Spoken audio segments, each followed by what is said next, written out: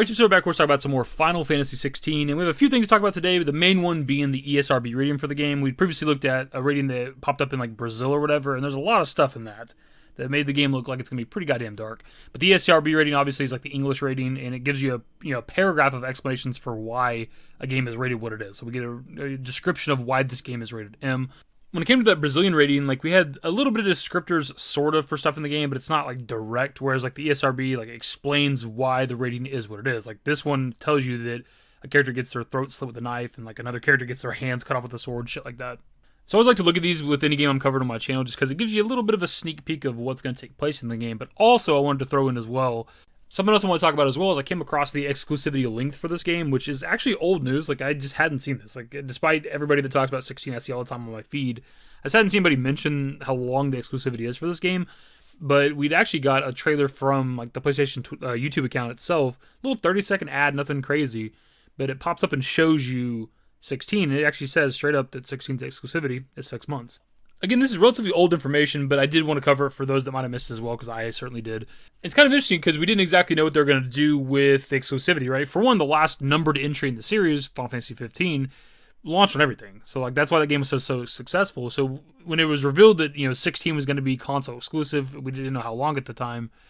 It seemed kind of surprising, and maybe they're just trying to push more PS5 consoles or something. I don't know, but it's just kind of weird that they're done with these last two major releases.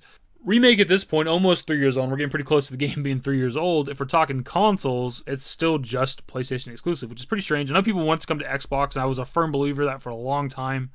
But the fact that we're almost 3 years in, I just don't know at this point. They could obviously still do it eventually if they wanted to, just to like rake in that kind of cash, get the audience or whatever. But it seems like too far gone, man. Anyway, so 16's exclusivity 6 months, and obviously the game's dropping, at least as of right now, barring any delays, June 22nd, 2023, and that'll have it ending exactly on December 22nd, 2023. And that clearly puts the exclusivity ending within the time frame for where Rebirth can potentially drop, obviously winter of next year. I'm kind of confused why they wouldn't just do a year of exclusivity, because I'd give them like a solid like year and a half or whatever of fantastic console-selling games with 16 and 7 Rebirth. And actually, speaking of the exclusivity for both these games, it kind of makes you wonder what they're going to do with Rebirth at this point, because Remake was a year of exclusivity, technically more than that, if you factor in all the integrated stuff and all that shit. But then now that 16's coming out and it's only got half a year, what's Rebirth going to be? Is Rebirth going to be half a year? Is it only going to go to like summer of 2024 or something? Or is it going to be all of 2024?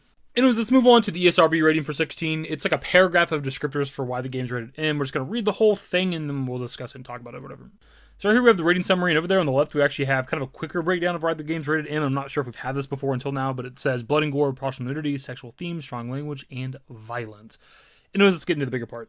This is an action role-play game in which players assume the role of an enslaved prince, Clive, on a quest to find his missing brother. From a third-person perspective, players explore a fantasy kingdom, complete various quests, and engage in battles against enemy soldiers and fantastical creatures, trolls, orcs. Players use swords and magical attacks, fireballs, lightning strikes, to kill enemies in melee-style combat. During fight sequences, players can perform cinematic attacks / finishing moves by following on-screen prompts. Battles are fast-paced, accompanied by impact sounds, cries of pain, and large explosions.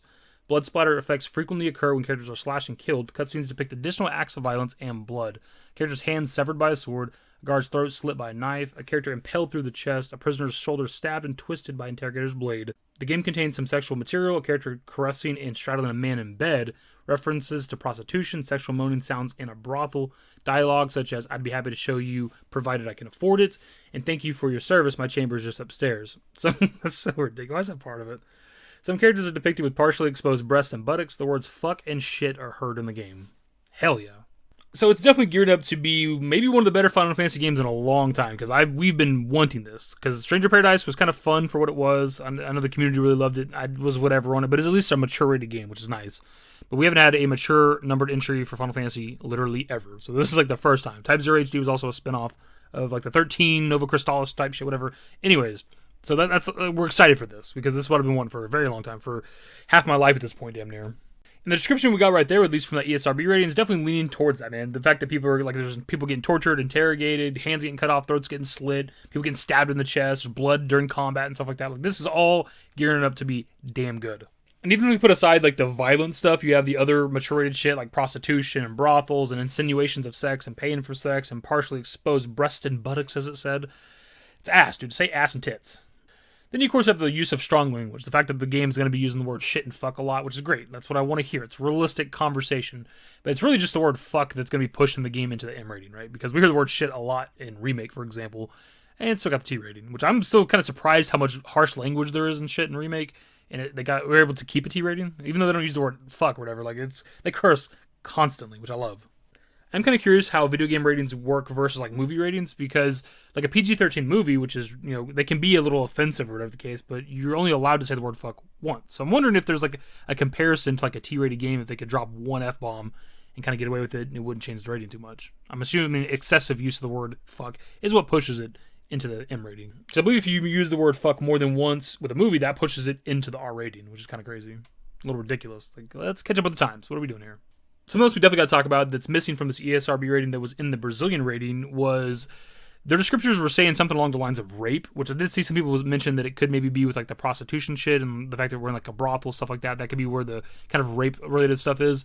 But I feel like if that was a part of the game, you'd see in the ESRB rating, you'd see something along the lines of like a man forcing himself on a woman, something along like that, right?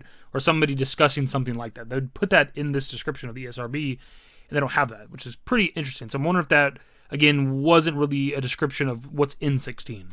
That's something I wasn't entirely sure of when it came to that previous video, and I put it out on Twitter, and some people were saying that it was an explanation of things that are in 16, so maybe it is a part of 16, but they, for some reason, wouldn't put it in the ESRB rating. I don't really know why they would do that. It's kind of strange.